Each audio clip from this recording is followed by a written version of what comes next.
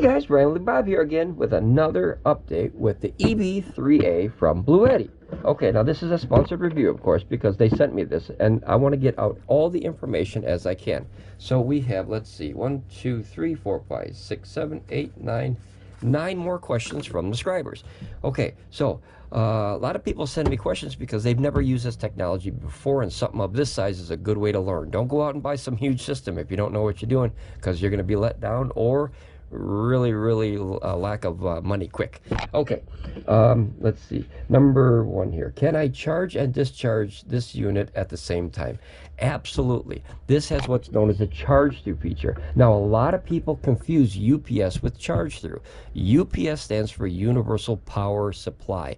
That means that when you hook this to the grid and you're powering something, if the grid drops, it switches over instantly and then powers from here, and you don't even know it did that. That's what that means. Now, charge through is a completely different feature, and a lot of people get those confused.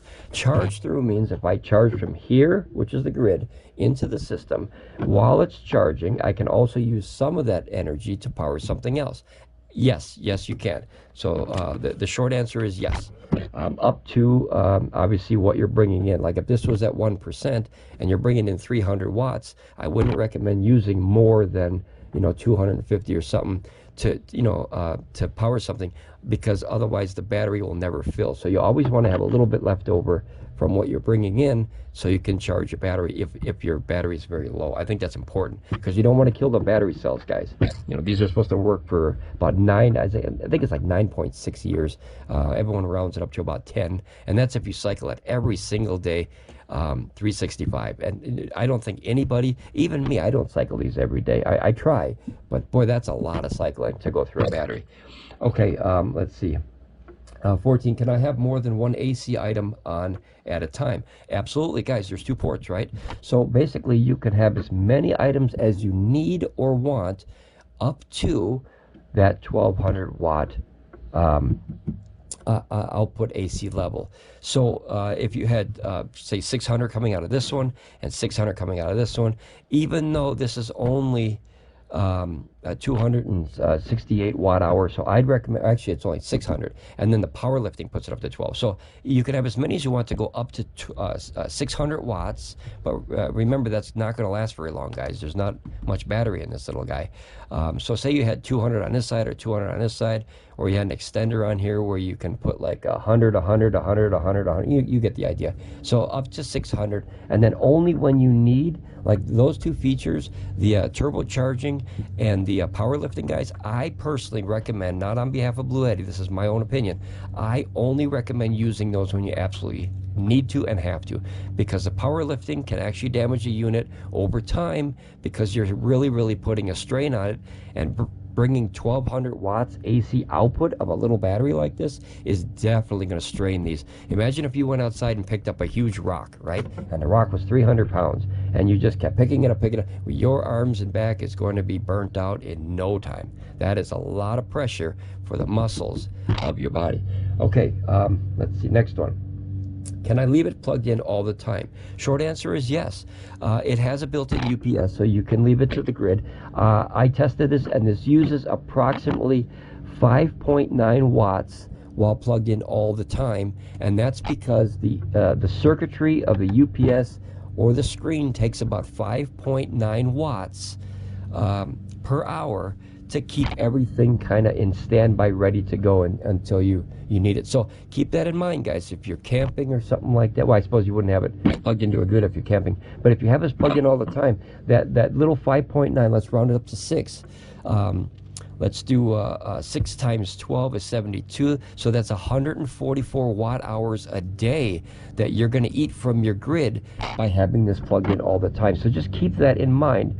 It's not a lot of power, but every little bit that you save helps when it comes to your electric bill at the end of the year. And electric bills are not going cheaper, guys. I've never really seen have like a sale on electric bills. There's no like 50% off sale on electric. I wish they would. Maybe a blue light special on electricity. That would be awesome. Okay, so let's see. Next one is, can you add more batteries to this unit? I think I covered this on the last video, guys. You cannot add any more batteries to this model itself. you can add another battery to power dump into this one. So that one I think I answered before. They just worded it differently. I didn't catch that. So that's the same as the other video. Okay, so let's see. Can we use any solar panel with this EB3A? The answer is yes, as long as your polarity is the correct way. You know, positive and negative have to be hooked up right. And the voltage, now this is the most important thing, guys. The voltage, if your polarity is backwards, it just won't work. There's a safety in there in the MPPT controller, and it won't let it charge. However, if the voltage is too high, guys, you could burn out that MPPT controller or the battery cells or the BMS or any other circuitry inside there. Remember how this was burnt out? This is a good example. So when I first got that, sorry for the brightness, guys, this would not turn on to the brightest level because it shot up to the output of 5 watts. Now the voltage was okay, but the wattage was too high, and that means too much energy went in this bad boy and burnt out that light. And you can go back and watch that in real time. It happened in real time in the first literal video that I made on this system. But Bluetti was very nice. They swapped the system, and they gave me a different system because I put a little magic marker dot on the bottom of the unit to see if I get the same system back. That's a way I like to test companies, and this is a completely different unit than the one I sent in. Not to mention, an easier way to do it if you don't want to do that is the actual model number on your app will have a different number than the one you sent in. But I'm an old school guy. I put a magic marker dot, just one little boop right on the bottom, because that'll never come off, and I'll know if that's gone. You know, they would either scratch that off and you'd see the markings, or if it's gone, then you know you got a whole new system. Like I said, I'm an old school guy, so I have the old school tricks for that. Okay, so let's see. Does this come with a car adapter for my cigarette lighter? Yes. No, actually, you can get it. It doesn't come with it. You have to buy it separate.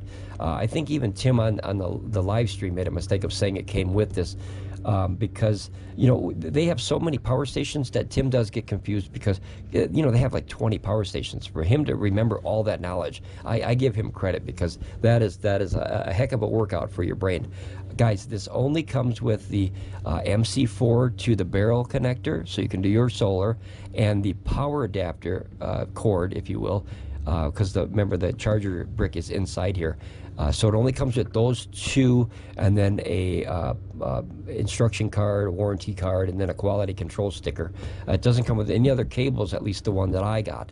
So if you do need that big barrel for your cigarette lighter, guys, you have to buy that separate. I think I saw it at $19.99 on Bluetti's website. Okay, so let's keep the screen on here. All right, let's see.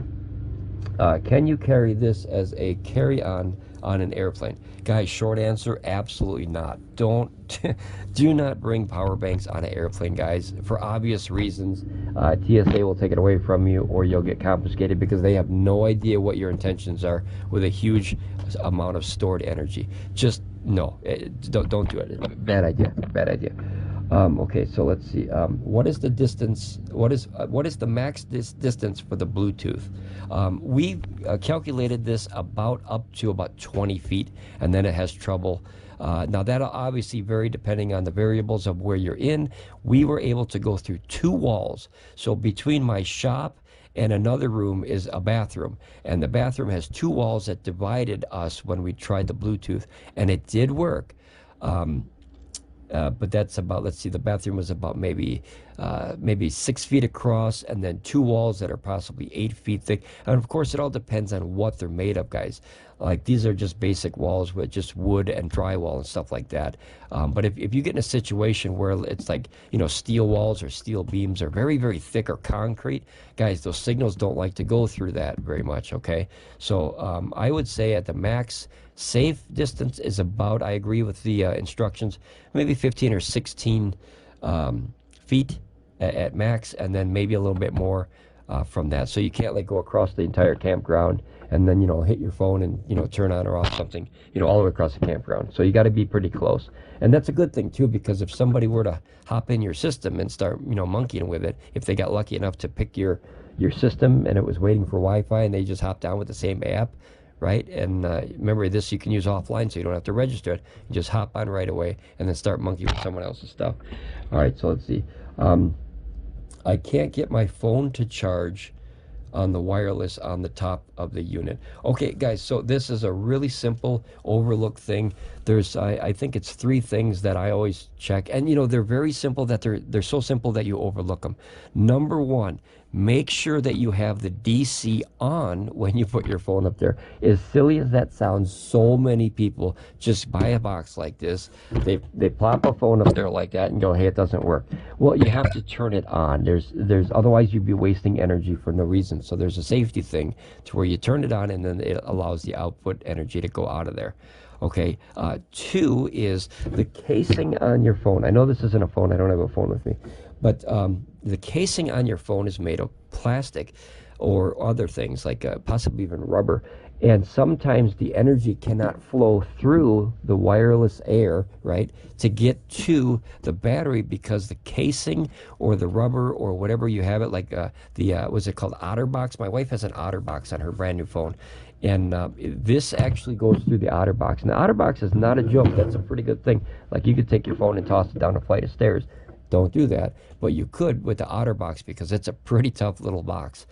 Very, very resilient to bumps and scratches and things like that. So very nice box. They're not cheap, but I wanted quality. When a phone costs over $1,000, we need to protect it. And then the third one was, let me see here, power on. The other one, guys, this is the most simple, overlooked answer I have ever seen, other than those 2 very simple, overlooked answers. This is like when you hear it, you go, oh, duh. Okay, so make sure that your phone can and does accept wireless charging. I've had so many people ask me, why doesn't my Samsung S5 work on the wireless charger? Well, you know, I plop it up there and nothing happens. And I did what you said. I turned on that. And I made sure I took it out of the case and everything. Well, the Samsung S5, guys, doesn't do wireless charging. So it's as silly as that sounds, it's very easy to overlook something, because the old saying is, if you don't know, it's difficult, right? That's a very, very simplistic way to explain. If I don't understand 12 volt, then I don't understand 12 volt, right? If you do understand 12 volts, very simple. Okay. What is the battery capacity of this unit? We were able to get about 230 to 240 watt hours out of this whole unit. This is actually just a tad higher than what it says right here. It says 268 watt hours, 268. This is actually rated at 268.8 watt hours. It does say on the bottom of the unit, right in the little specs right there, it says 268.8. I believe that's where I saw it. Let me find it real quick here. Dun, dun, dun, dun. Yep, right here. So 268.8. Boy, that's tiny writing, and my eyes aren't getting any better over the years. 268.8. Now that 0.8 is not going to win you any marathons or anything, of course, but it's nice that they actually wrote on the unit a little bit less than what it actually is. That is very rare for companies, because I have dealt with electricity or electronics in general my entire life. But I'll tell you what, 90%, if not higher, of these companies always like to overrate and over-exaggerate their specs on their units. Like I'm a sound guy, so speakers are very, very close to my heart. And I'll go to a fair, and a guy will walk over and say, hey, I want to buy these speakers from my booth, whatever. They hold 10,000 watts, and I'm thinking, you got to be out of your mind.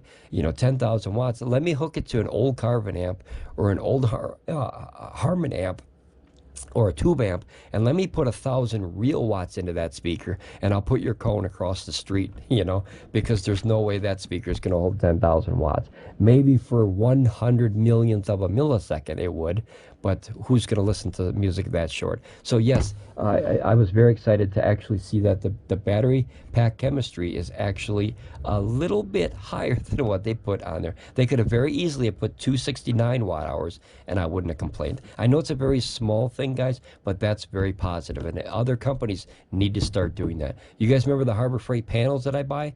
I got 6 of them now. Love them to death. They're 100 watt rated panels, but you know what? I constantly get 95, 97, 104 watts out of them, 105 watts out of them. That's crazy cool, because I think it's actually rated higher than what they put on the package. Other companies, take note, do that, and more people like me will sound more enthusiastic about your products and tell other people about them, because, hey, that's exciting. It's actually higher than what it says. All right, so let's see. And the last one, how do you reset and overload if the circuit pops? Okay, there's two ways to do it, guys. You have an input circuit here, which is very simple. This is a little thing that goes boop like that. It's literally just a button. And when you overload, if you have like a power surge or something coming from the grid, or a generator, that you get a lot of problems with generators, guys, especially if they're not pure sine. If they're modified sine, you get a lot of power surges with generators. Like when the gas is going, and it's almost done, it goes like that, so you get those power surges. That could hurt this, and that's why they have this little safety thing in there. So if it does get a power surge on the input, it goes boop, and all you have to do is take your finger and push the button back in, and it'll reset. If it's too hot, it won't let you reset it, the same as the circuit on your house. If your circuitry is too hot, your breaker circuit, it will not let you reset it until it cools down, because that's the concept of a circuit breaker. There's a little piece of usually aluminum or some form of metal inside there. I don't know 100%. I know there's a little piece of metal substance in there, and when it gets hot, it goes like this, snap, and then it takes the circuit away from connecting, and then as it cools down, it goes like this, or vice versa, and makes the connection again. That's the whole point of a circuit breaker, rather than a fuse. A fuse would just pop, and then you have to go buy a fuse, unscrew it, put a new one in there, screw it back in there. That's an old school thing. It's a pain in the butt. I'm not a fan of that. I'm a fan of circuit breakers. Now the other one, excuse me, on the other one is the output for the ACs or the DCs, and you reset them the same way. I can't really let me see. If you guys hang on for 1 second here, maybe I did have it. Oh darn. Okay, actually I don't have it close to, enough to me. A lot of stuff I use in my car and my workshop is all battery driven, and I charge them up here. So let's say we were to pull 1200 watt surge out of here right away, and it didn't have the power lifting on, and then basically it'll show up here as an error on the AC or the DC, depending where you're taking out. And all you have to do is simply tap that button. The DC will reset itself, or the unit will turn off and turn back on if you don't have both of them on. Like here, let me show you here. So the AC is on right now, right? And all you have to do is literally tap it like this, and notice the AC went off, and then you tap it again and it pops back on. Sometimes it auto resets all by itself when you just hit it a light and it pops back on. So same with both of those. A very simple thing. You don't have to worry about it. Just tap the button. You'll see the little warning go away, and then the AC or DC will pop back on, and you're good to go. All right, guys, keep them coming in. I love the questions, guys. I have piles of them from many people that have never used this technology before. I always recommend, guys, if you're going to start getting into this stuff, don't do what I did. Jump into it head first, test the water, put your toe in the pool, and then jump in. See if you like the technology, see if you understand the technology. I think that's more important than liking or disliking it.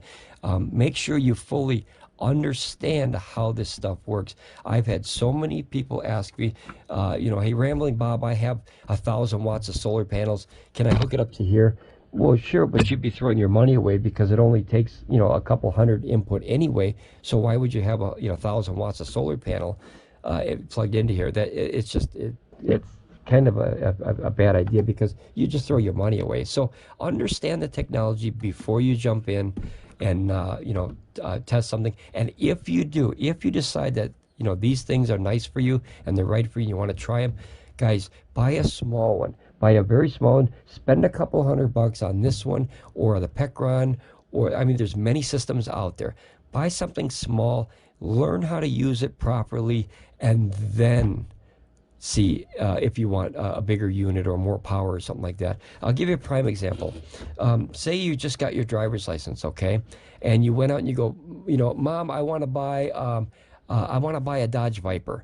And then, Mom goes, sure, we have the money, let's go buy it. And then you get in there, you put it in first gear, you pop that clutch out, next thing you know, you're in a circle into a tree.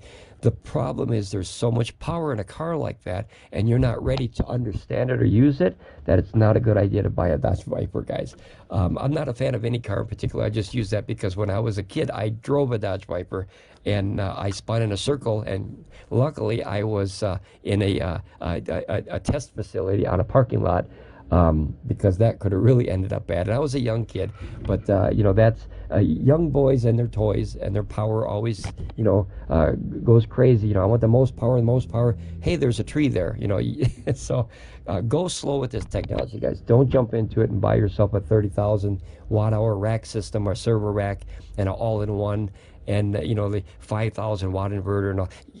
Go slow. Learn, because this stuff can be very dangerous. The same as that Dodge Viper story I told you about. That's a real story. It happened to me, and that really, you know, thank goodness they were insured.